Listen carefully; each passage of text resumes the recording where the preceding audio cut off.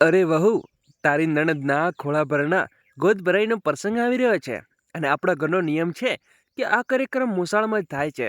એટલા માટે તેના સાસરિયામાંથી બધા લોકો આવવાના છે. ખૂબ મોટો પ્રસંગ થશે.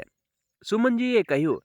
ત્યારે રાધિકા ધીમેથી બોલી, માજી, શું આ પ્રસંગને થોડો બદલી ન શકાય? આપ તો જાણો છો કે તેમની અમિતની તબિયત હજુ સરખી નથી. 1 મહિનાની ખાટલામાં પડ્યા છે.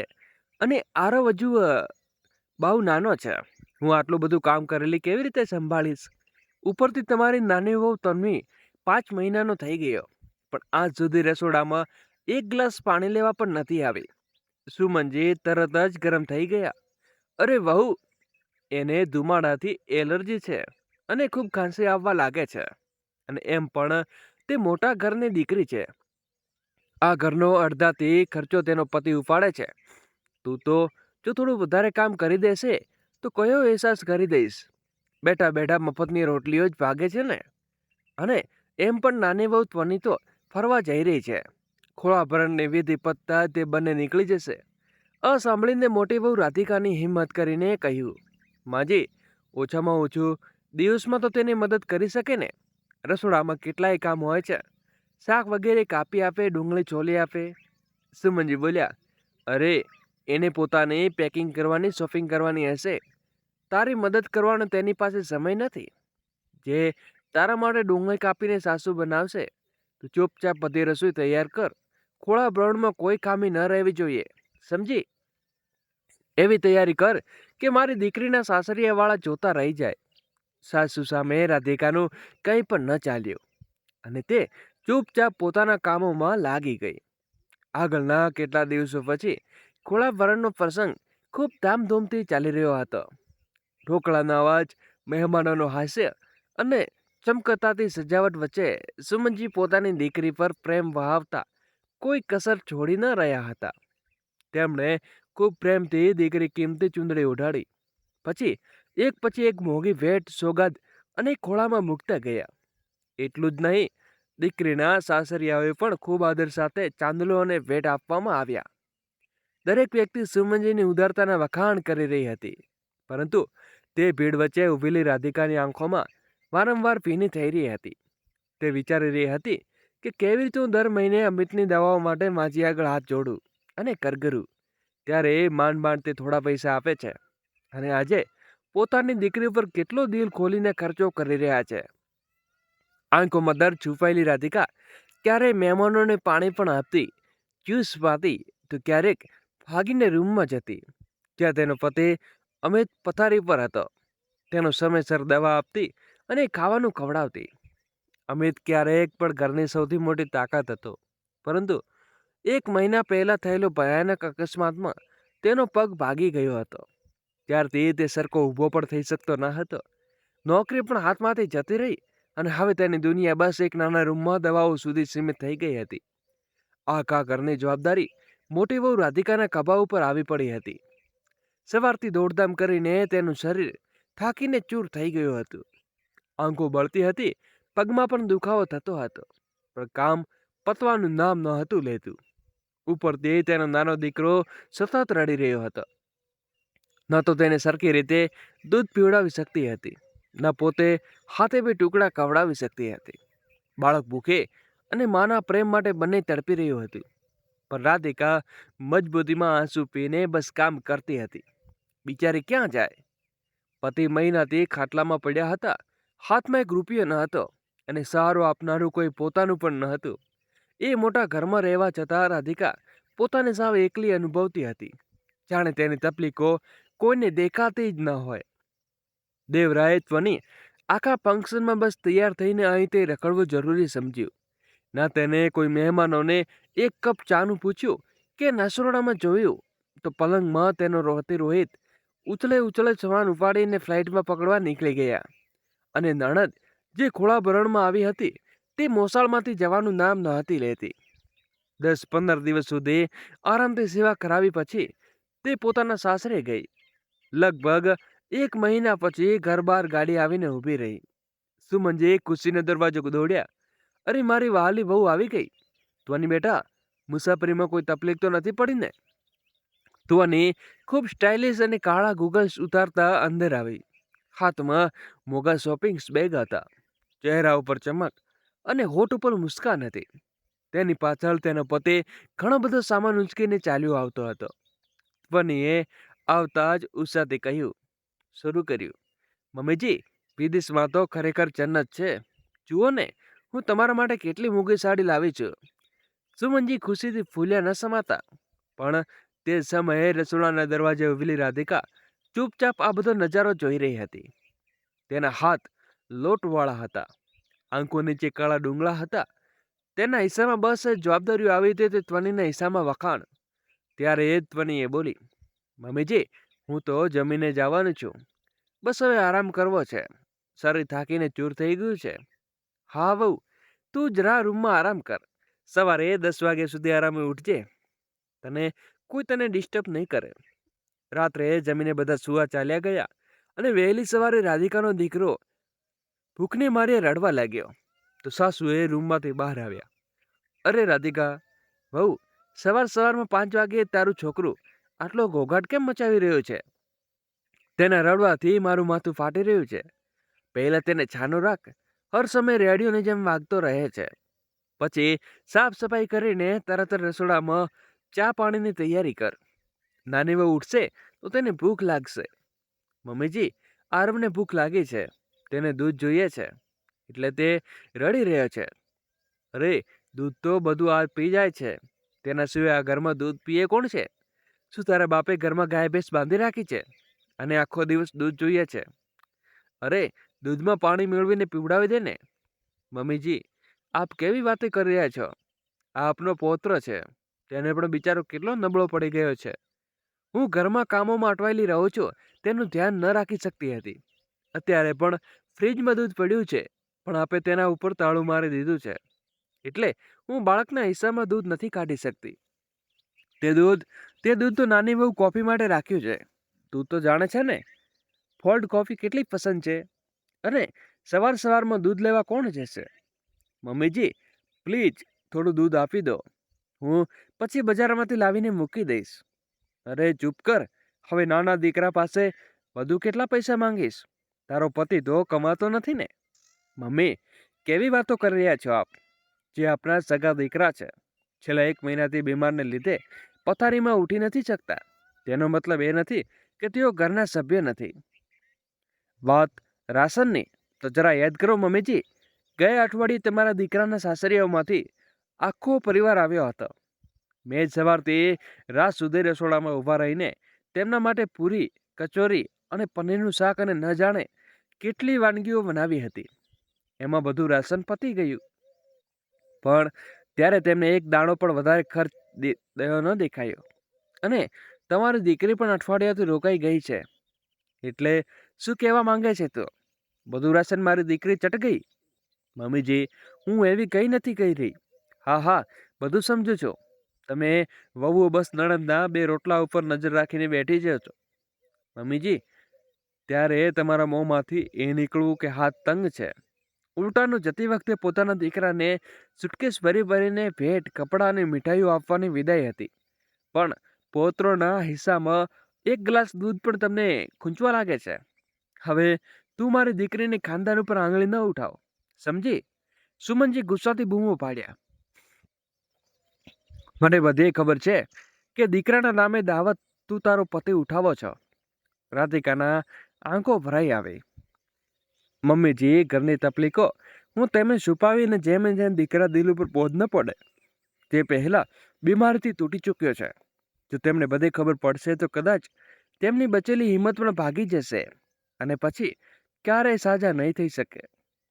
આરવ સતત રડી રહ્યો છે. તેની માસૂમ સિસકારીઓ આખા ઘરમાં ગુંજી રહી હતી. પણ દાદીની આંખોમાં જાણે ઇન્સાની છુપાઈ જઈ હતી. હવે તેમના ચહેરા ઉપર દયાનું એક ટીમ્પેય ન હતું. રાધિકાએ રૂધેલા અવાજે કહ્યું, મમ્મીજી, અડોશ પડોશમાં જો કોઈ બાળક રડતું હોય ને તો લોકો પ્રેમથી તેના હાથમાં એક બિસ્કિટ મૂકી દે છે. પણ આપ તો પોતાના પૌત્ર માટે આટલા કઠોર થઈ ગયા. એટલું કહીને તેને આંસુને રોકી લીધા અને જલ્દીથી 2 બિસ્કિટ પાણીમાં ઓગાળી દીકરાને પીવડાવી દીધા. ભૂખથી તડપતું બાળક આખરે રડતા રડતા ઊંઘી ગયું. અને પછી રાધિકા પોતાના દર્દના દિલમાં દુખાવી અને ચહેરા ઉપર જુઠ્ઠું હાસ્ય સમજાવીને ચૂપચાપ રસોડામાં કામમાં લાગી ગઈ, જાણે તેની તકલીફોની કોઈ કિંમત જ ન હોય. ઈધર નાની વહુ ઉઠતા જ સોફા ઉપર બેસતા ઊંચા અવાજે બોલી, જેઠાણીજી, શું મારા માટે ઓઇલ પરોઠા બનાવી દીધા? આટલા દિવસે વિદેશમાં ખાવાનું ખાઈને કંટાળી ગઈ છું. મને કંઈક સારું અને પૌષ્ટિક ખાવાનું જોઈએ. પછી તન્વીએ પોતાની સાસુ સુમનજીને કહ્યું, મમ્મી, ભાભીને કહો ને મારા માટે દળીઓ કે જ્યુસ બનાવે. આ પરોઠું આટલું ઓઇલવાળું છે, મારાથી નહીં ખવાય. અને તેમના માટે પૂરી દાળ ને રોટલી બધું શાક બનાવી દે. જેવું રાશન આવે છે હું તારી બધી ફરમાઈશ પૂરી કરી દઈશ. તન્વીના ચહેરો તરત બગડી ગયો. શું મતલબ રાશન પતી ગયું? આખા મહિનાનું રાશન તો લાવી હતી. આખરે ઘરમાં આટલું બધું ભૂખવાળું કોણ નીકળ્યું? રાધિકાએ સ્વનસરે કહ્યું, તન્વી, ઘરમાં આટલો મોટો પ્રસંગ હતો, મહેમાનો આવ્યા હતા, એમાં બધું પતી ગયું. પણ તન્વી મેણા મારવા પર ઉતરી આવી તો હિસાબથી સામાન વાપરવો જોઈએ ને. જેઠથી જો આપતા નથી અને મારો પતિ બિચારો ક્યાં સુધી પોતાની કમી લૂંટાવશે? શું હું બહાર જઈને ભીખ માંગુ કે મારી શોપિંગ અને ફ્લાઇટ લાઇટ માટે એને અધૂરું છોડી દઉં? હવે રાધિકાની ધીરજ ખૂટી ગઈ. તે બોલી, તું કયા પોતાના સપના અધૂરા છોડે છે? ક્યારેક વિદેશ, ક્યારેક શોપિંગ, ક્યારેક મોલ, અને કહે છે કે તારો ખર્ચો અટકી જશે. અહીં હું એકલી દિવસ રાત કિચનમાં મજૂરી કરું છું. તો તન્વી ગુસ્સાથી બોલી, તો શું અહેસાસ કરે છે? મારો પતિ પૈસા આપે છે અને ત્યારે તારો ઘર તો ચાલે છે. તારા પતિ તો મહિનાથી ખાટલામાં પડ્યા છે, બેઠા બેઠા બધા મફતના ખાય છે. થોડું કામ કરી તેને દેશે શું તૂટી જશે? આટલું સાંભળતા રાધિકાની આંખો વહી નીકળી. ત્યાં સુધી સુમનજી પણ નાની વહુનો પક્ષ લેતા બોલ્યા, મોટી વહુ, ચૂપ છો. તેનો મતલબ એ નથી કે નાની વહુ સામે જીભ ચલાવીશ. સાચું કહો તો કહે, હવે તેને પલ્લો ભારે છે. જે ઘર ચલાવે છે તેનું ચાલે, સમજી? રાધિકાનું દિલ જાણે ચૂરે ચૂરા થઈ ગયું. તેણે રડતા રડતા કહ્યું, મમ્મીજી, એમના ઓપરેશન માટે પણ પૈસા જોઈએ છે. આપે જે કહ્યું હતું કે ડૉક્ટરને બતાવીશું, પણ આજ સુધી આપે ક્યારેય બતાવ્યું નામ નથી લીધું. એ ન ભૂલો કે તમારો દીકરો હંમેશા પોતાની આખી સેલેરી તમારા હાથમાં મૂકી દેતો હતો અને પોતાના માટે ક્યારે કંઈ બચાવ્યું જ નથી. તે ફક્ત દીકરાનો ફરજ નિભાવી રહી હતી.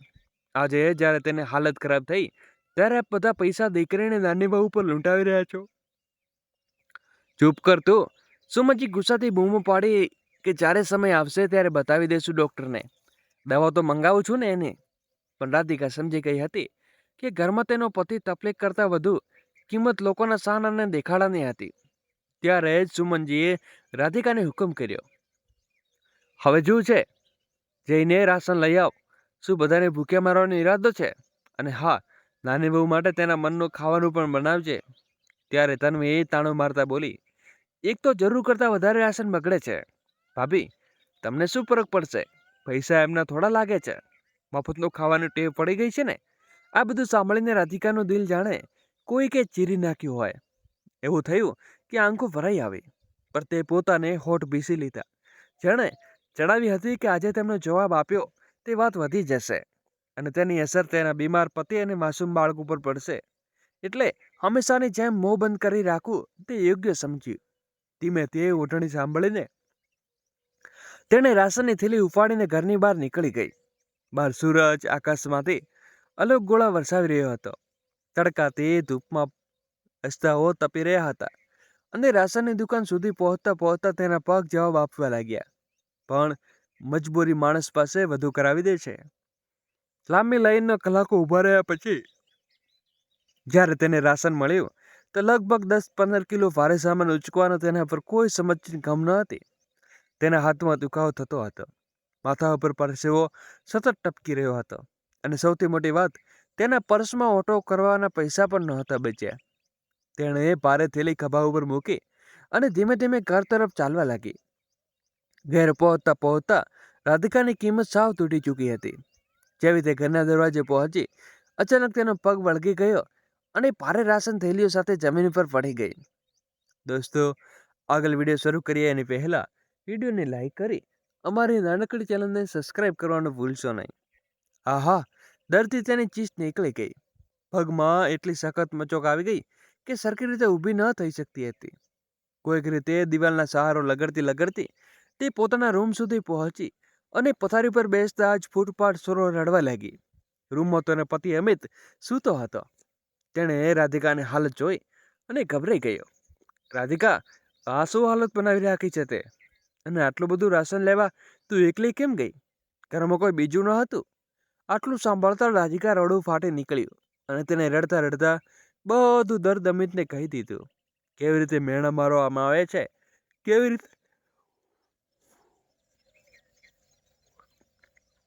રીતે તડકામાં તેને એકલી રાશન લાવવું પડ્યું અને કેવી રીતે તેને મા અને દેવરાણી હર સમય હુકમ ચલાવે છે. ફક્ત એટલા માટે આજે તો કમાવા લાયક નથી રહ્યો. અમિત, તે લોકોને અહેસાસનો બોધ તળે દબાવી દીધા છે. દરેક રોટલાની કિંમત મારી પાસે દિવસ રાત કરમ કરાવીને વસૂલમાં આવે છે. વહુ નહીં, પણ આ ઘરની નોકરાણી બનાવી આપવામાં આવી છે. આ તારા સંબંધો છે, આ જ પરિવારની સચ્ચાઈ. ત્યાં જ બધાનો સુમનજી નાની વહુ તોનીનો મોટો અવાજ ગુંજવા લાગ્યો. આ શું તમાશો બનાવી રાખ્યો છે?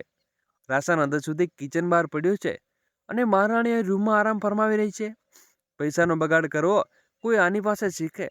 આટલું સાંભળતા જ અમિતની ધીરજનો અંત આવ્યો. તે દર્દથી કહારતા પણ પથારીમાંથી ઉઠવાનો પ્રયત્ન કરવા લાગ્યો અને બોલ્યો, માં, બસ, હવે બહુ થયું. હવે બધું જુલમ નહીં સહું. હવે રાધિકા કોઈની નોકરાણી બનીને આ ઘરની નહીં રહે. ત્યારે તન્વીએ તરત વાજ કાપતા કહ્યું, ભૈયા, અમે તમને ભાભીને 2 મહિના સુધી સાચવ્યા છે. શું ભાભી બદલામાં મારા માટે 2 ટંકનું ખાવાનું પણ ન બનાવી શકે? થોડું ઘણું કામ કરી દેશે તો કયો પહાડ તૂટી પડશે? બસ કરો તો નહીં. અમિતનો અવાજ પહેલી વાર ઊંચો થયો કે આખું ઘર સૂન થયું. એક વાત કાન ખોલીને સાંભળી લો. અકસ્માત પહેલા આ ઘરની દરેક જવાબદારી હું ઉપાડતો હતો. અહીં સુધી કે રોહિતને પડતરનો અને લગ્નનો મારા પૈસા લગાવ્યા છે. મારી આંખે તનખા વગર હિસાબે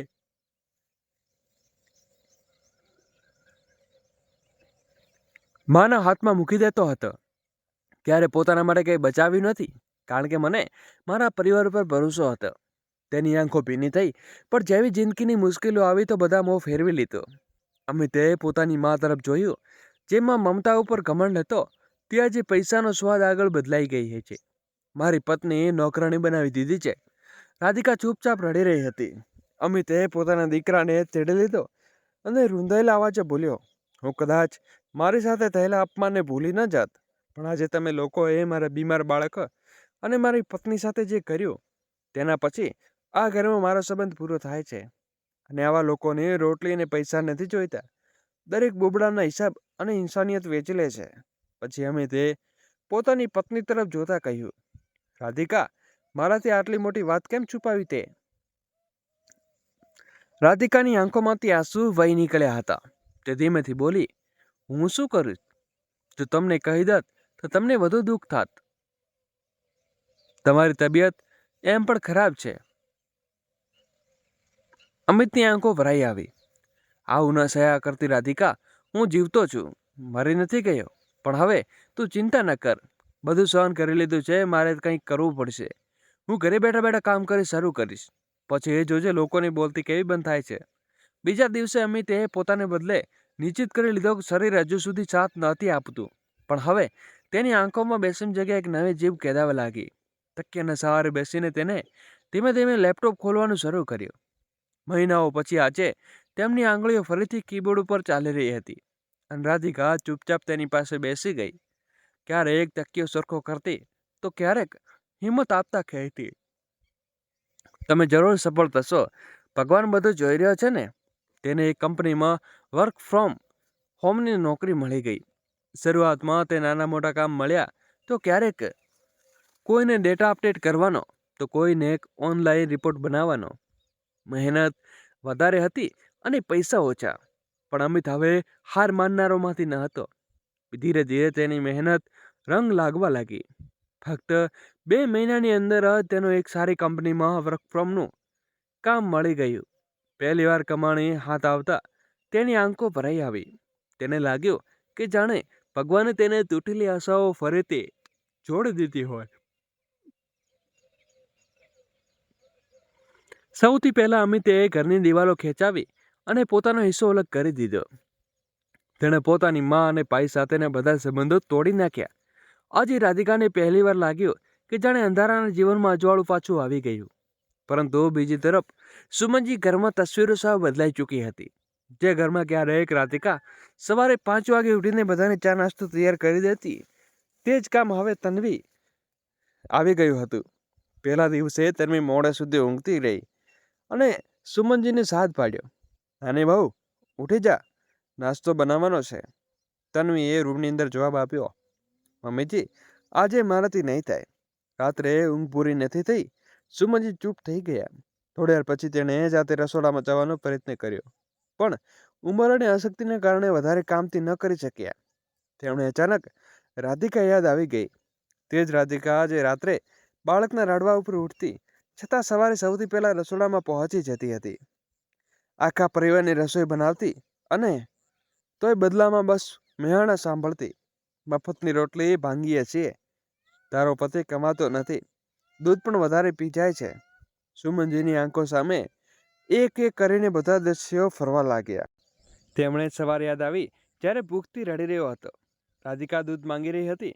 તેણે ચોખ્ખું ના પાડી દીધું. દૂધની નાની ફોડ ફોડી રાખી. આજે તેમને મોટી વહુની કિંમત સમજાઈ રહી હતી. તે સાંજે જ્યારે સુમનજી ચૂપચાપ અમિતને અને રાધિકાની પાસે પહોંચ્યા.